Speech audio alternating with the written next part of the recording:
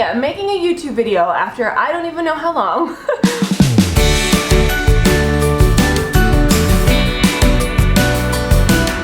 But here we are filming. I'm doing a get ready with me, just a kind of simple day. I have some errands and I'm gonna go to lunch with a friend. But I wanted to chit chat about fear of visibility, fear of shining. I'm gonna tell you my story of how I discovered kind of where my own fear of visibility started, because it really does begin in childhood. There is something that happened, or continuous things that happened when you were younger that caused you to not want to shine, that caused you to not want to be your very best in front of everybody. Whether it was, somebody made fun of you, or maybe your parents said, oh, don't brag, like be quiet, or maybe you got attention that you didn't want and it caused you to be uncomfortable. There's something that happened in your childhood that caused the fear of visibility. And so many of my clients struggle with this in the beginning of their businesses, but it's necessary to get over it if you want to get to where you want to be in your business. If you want to be well known for what you do best, if you want to speak on stages, if you want to, be invited on different podcasts and all that stuff, then we've got to get over the fear of visibility, because we need people to see you so that they can hire you to come speak on stages, or to be on their podcast, or to write for their publication.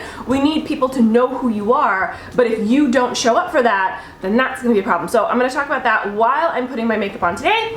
And yeah, so let's go into it. All right, so we're gonna go ahead and get started. I was looking for my handheld mirror and I can't find it, so this is what I'll be using today. And I'm super excited to talk you through some of the products that I've been using lately, or maybe I'll just do a separate video, who knows? This is a chit chat, so excited to do this. Haven't done one in a really long time. Let's dive in. So first and foremost, I'm gonna prime my face. And while I prime my face, I'm going to talk to you guys about, what are we talking about today? Oh, let's talk about the fear of visibility, because I feel like that has been coming across a lot lately.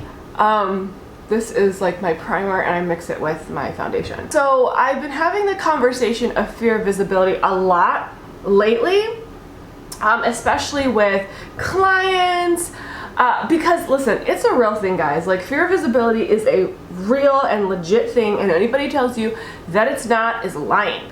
When it comes to fear of visibility, like, fear of visibility really does start in childhood.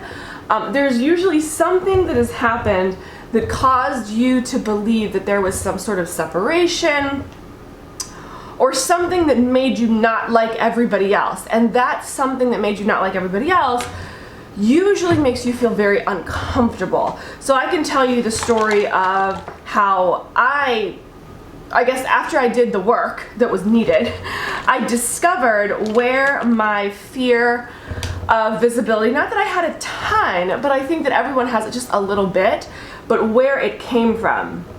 So when I was younger, I thought that everybody knew how to sing. Like, I just thought that, in my household, like, everybody wasn't Whitney Houston, but like, my mom could hold a tune, my dad, he could hold a tune. So I just thought that everybody knew how to sing. Like, I didn't think that everybody was going to be, famous at singing necessarily, but I just thought that everybody knew how to sing. So, when I moved to the Philippines when I was 8 years old, my mom bought a karaoke. And I remember this, but I didn't remember it until much later on in my adult life. So let me just say that. Like, after I started to do the work of, where my sense of fear of visibility, or where I was getting a little caught up in not wanting to shine, because as entrepreneurs, as influencers, you have to be visible. Like, you have to be on camera. You have to let people know what your services are, and not be shy about it, because otherwise you're not going to get paid. And so there's no rhyme or reason to what I'm talking about in terms of like the order and the structure. So just FYI. So I'm going to be talking about quite a lot of things. I also feel like I'm very, very bright, but that's okay. Turn this down a little bit. Maybe that'll help us. There we go. That looks like it's better. Okay. So when it came to singing, and my mom bought this karaoke machine when I was 8 years old, me thinking, oh, everybody knows how to sing, no big deal. Well, I hopped onto the karaoke machine. Ooh, I need to do my eyebrows. Anyway, I hopped onto the karaoke machine and I sang a song. I don't remember what song I sang. I can't even remember that. But I can remember everyone around me say, like, I could hear the whispers of, is she really singing? Like, is that really her voice? Like, and I remember feeling so uncomfortable by that because I felt like they were talking about me, and they were. And while what they were saying was complimentary, you know, as an 8-year-old, that made me feel very, what's the word I'm looking for? Very, I want to say separate, but that's not it. But it made me feel like I was, like everybody was over here and I was over there, and I was doing something that was pulling attention, and it was making me not feel like I was a part of the big group, if that makes any sense. Like, I felt like there was something about me that caused me to be separate. And you know, and these were all family members and friends and stuff like that, so there was no malicious intent, but you know, when you're that age, you want to fit in, and yeah, I just moved there. I didn't speak the language fully yet, so there were a lot of things that I still was very separate about, and there was this one thing that I thought, you know, could be something that kind of united everybody, and it made me feel very separate. And if I go back to that moment, I remember I kept singing, but I remember thinking to myself, like, should I stop singing? Like, should I not sing anymore? Like, is this, like, what does this mean? You know, like in my 8-year-old mind, because they're going to look at me differently. And I knew that they were going to look at me differently. And again, while what they were looking at was a talent,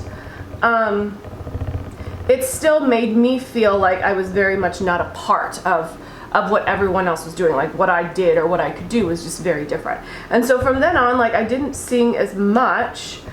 So I was 8 at that time, and I think the next time that I sang, I was like 10, and I did it like in school for like music class.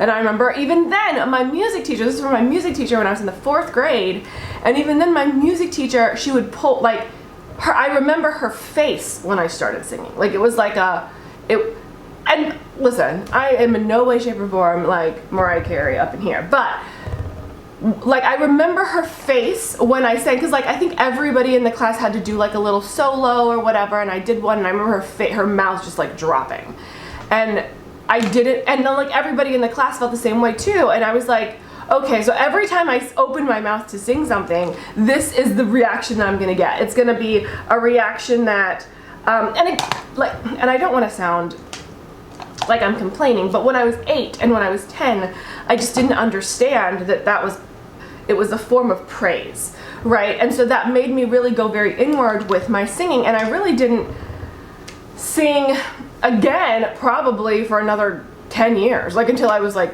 18, and then I sang in like church, and then I was 27 when I started to like sing out, like, you know, like pursue things with my singing. So because it caused me to have a fear of shining. That fear of shining, and for those of you who struggle with that, and if you've ever read The Big Leap, where Gay Hendricks talks about the upper limit problem, that fear of shining is like a legit thing. Like, it is what causes people to shrink back. It's what causes people to self-sabotage. And so you have to just be very careful about, one, if you deal with kids, like, you have to be very careful about that, because when you put kids in a predicament, when you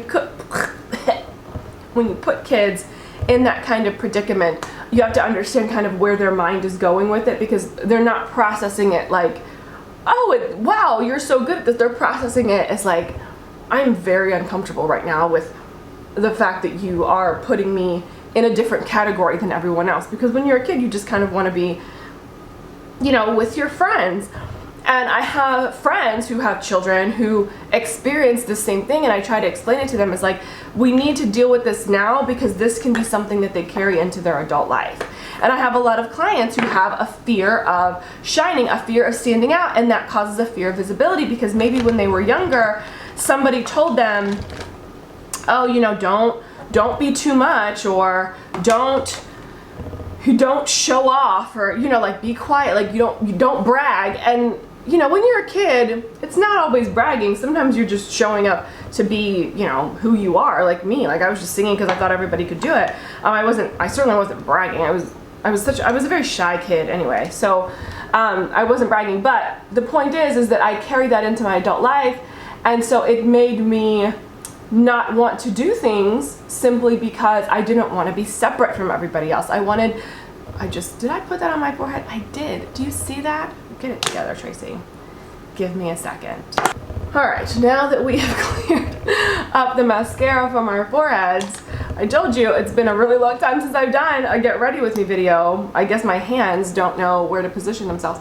But that fear of shining, that fear of visibility, like I said, it comes from childhood. So for those of you who struggle with fear of visibility, I would definitely recommend that you just explore a little bit. Like, you know, sometimes I sit with my clients and I say, okay, when was the first time that happened? And let them kind of riff on it a little bit.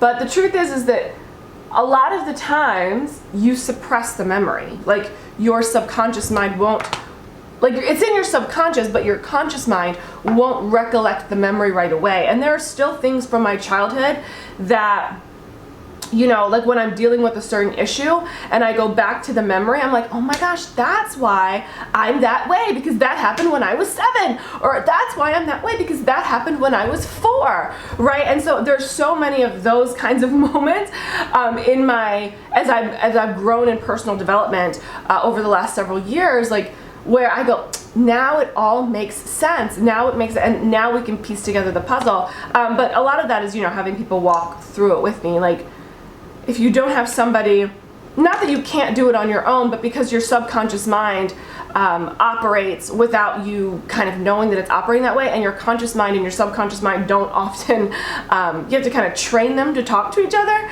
So if you're not used to that, then having somebody help you, you know, kind of connect the dots is useful. I mean, I do that for myself simply because as good of a coach as I am, as good as a coach. I don't know what the right terminology is there, but as good as I am as a coach, that's what the terminology is. As good as I am as a coach, I know that I can't coach myself in everything, right? There are certain things I can, especially if I can identify them on a conscious level, then sure, absolutely. But when it comes to like some of those deep dive things, like, that's really when, you know, you just need somebody to walk through with. And you deserve to have somebody to do that with you. Like, you deserve to have somebody that is there for you when you need those things, like a professional that's actually, you know, championing your success, wanting you to get to where you want to go. And, you know, so many of my clients want to be, you know, they want to have a platform. They want to be able to speak on stages. They want to, you know, be featured in different magazines. And so that fear of visibility can be a very big hindrance.